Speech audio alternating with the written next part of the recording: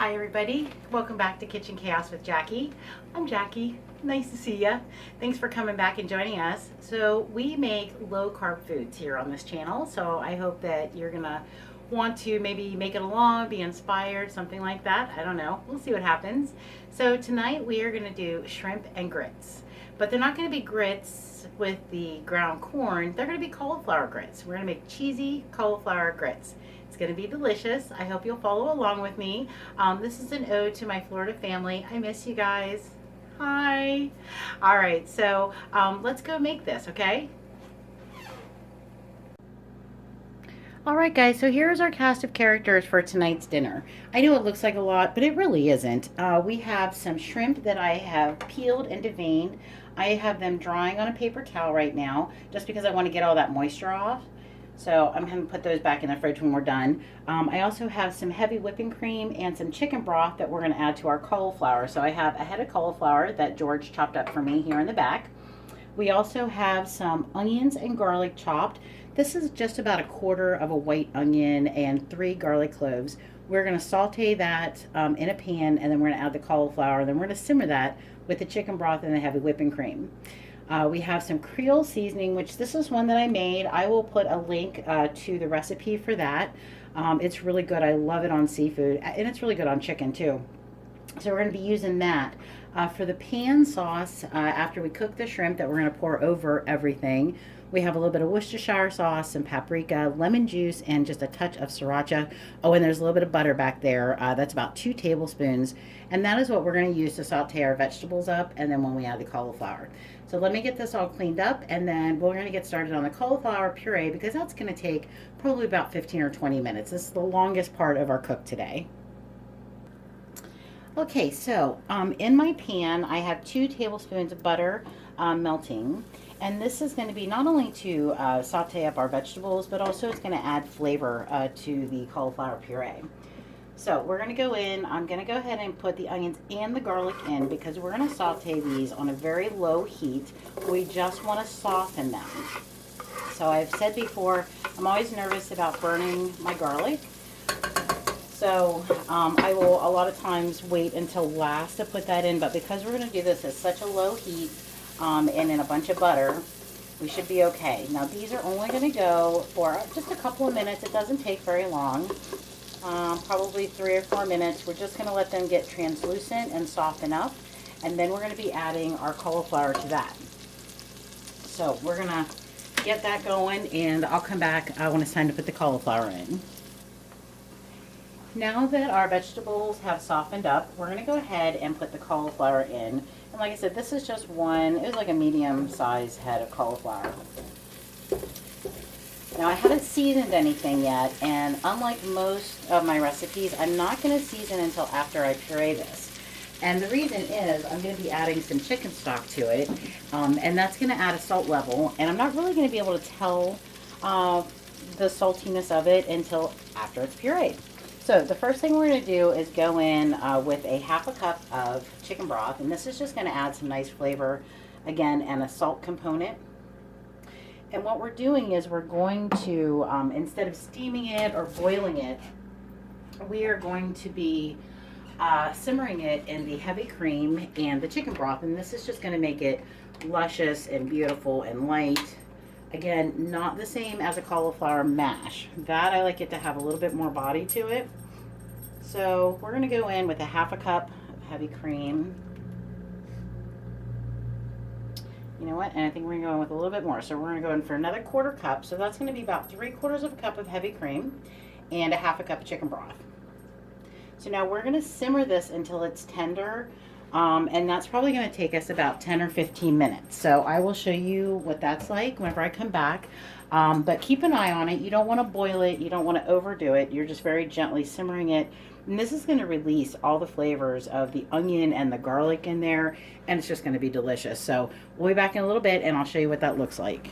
All right, guys, so I just kind of wanted to show you the cauliflower. It is just kind of simmering away over here. I'm just going to test it with a fork. Okay, so that is getting pretty tender. We're just going to let it go for a few more minutes. And then what I'm going to do is I'm going to put it in the food processor.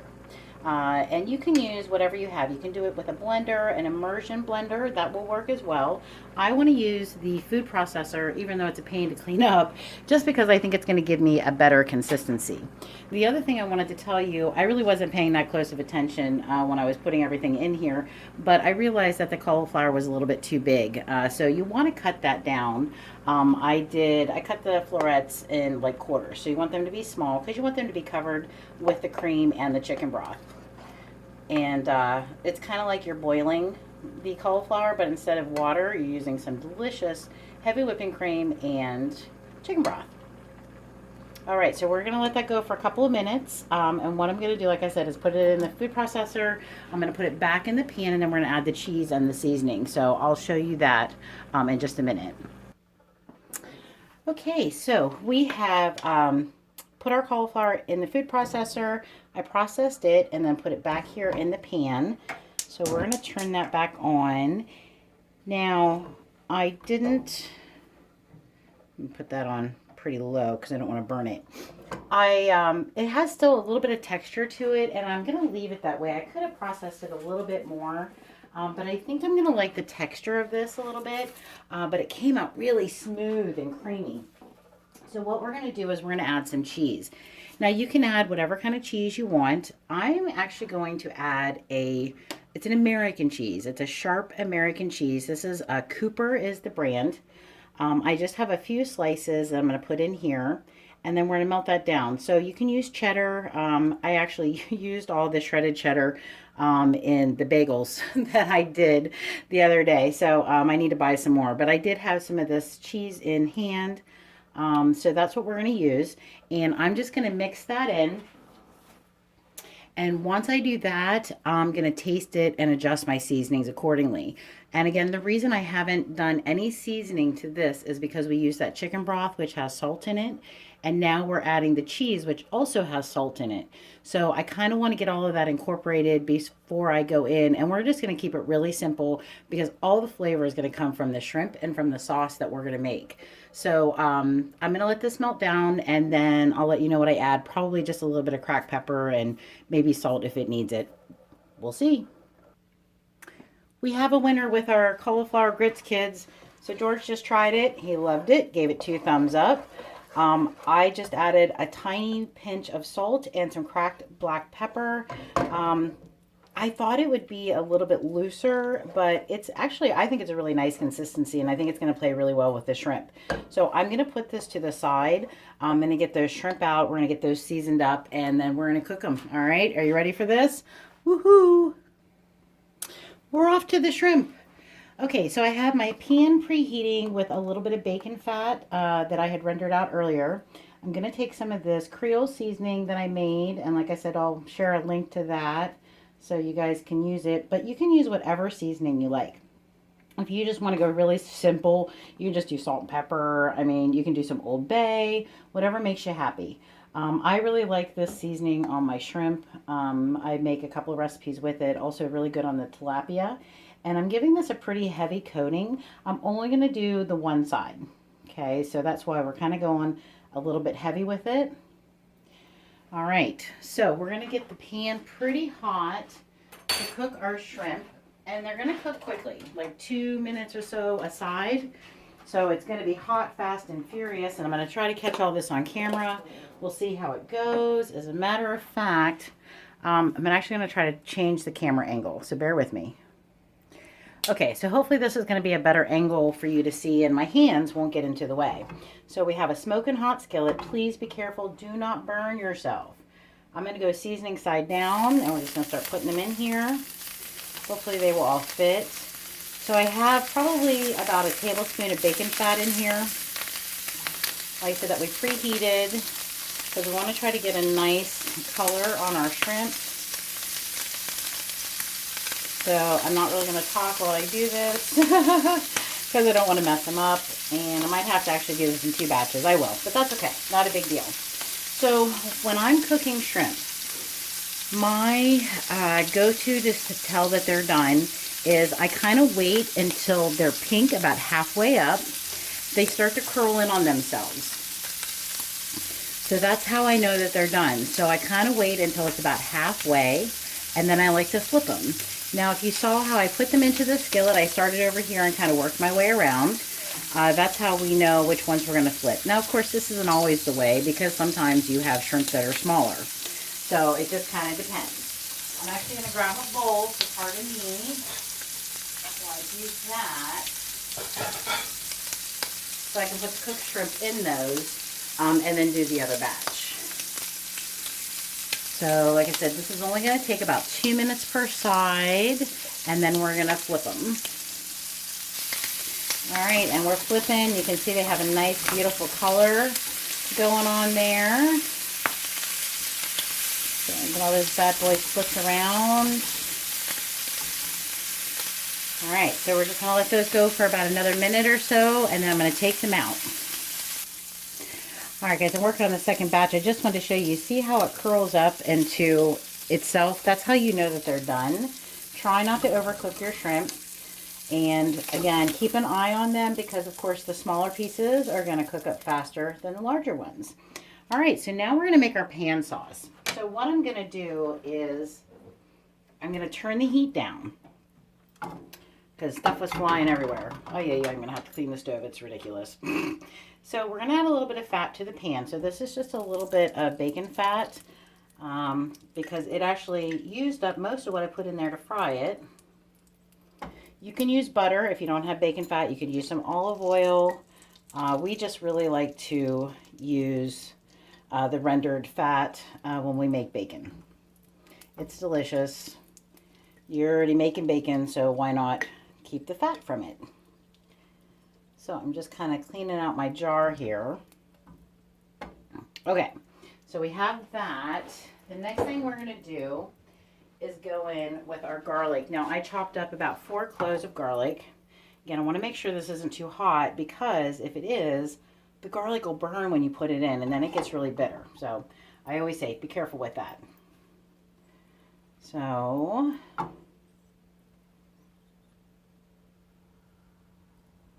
I think we're okay. I don't know. Keep your fingers crossed. Here we go.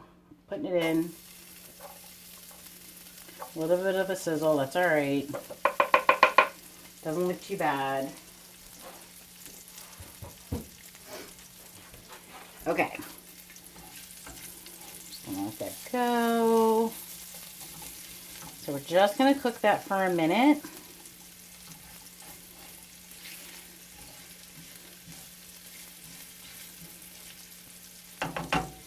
And then we're going to gather the rest of our ingredients. All right, so the first thing I'm going to do is go in with some lemon juice. And you kind of see how it's just, yeah, evaporating as I put it in. Like I said, I'm being really careful. I don't want to burn that garlic. I'm putting a pretty good amount of lemon juice in here because I feel like it needs that acid because we have the fatty cauliflower. I'm just going to turn that off. I had that warming there in the back. So we're going to do that. We're going to go in with about a teaspoon, maybe a little less than that, of Worcestershire sauce. Okay. And then we're going to do just a very small scorch of sriracha because George is not a fan of big spicy flavors. So we're just going to put a little bit of that. And then we're going to add a little bit of just regular paprika. Now, hopefully this camera angle is working better so that my hand and my arms aren't in the way. I noticed when I was editing the video that I posted last week that my hands and arms were in the way, and I apologize for that. It's just when I'm cooking, I don't really pay that close of attention, and I'm trying to do better with that. So I said, I'm really sorry.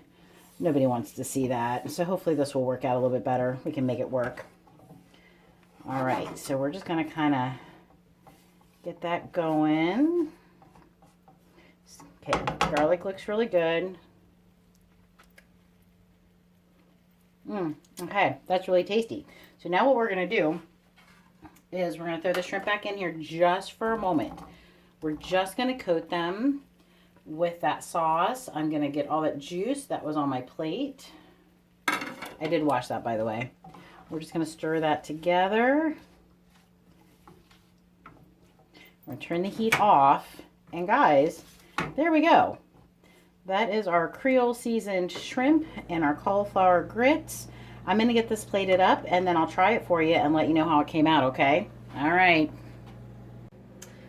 All right, gang, we're all plated up. I'm so excited for this. I just can't tell you. So what I did was I put the cauliflower here in the bottom, and then I placed the shrimp over the top, and then I poured some of that pan sauce over top of it. So it's got some nice bits of garlic in there. Now, of course, if you don't like garlic, you don't have to add nearly like I do.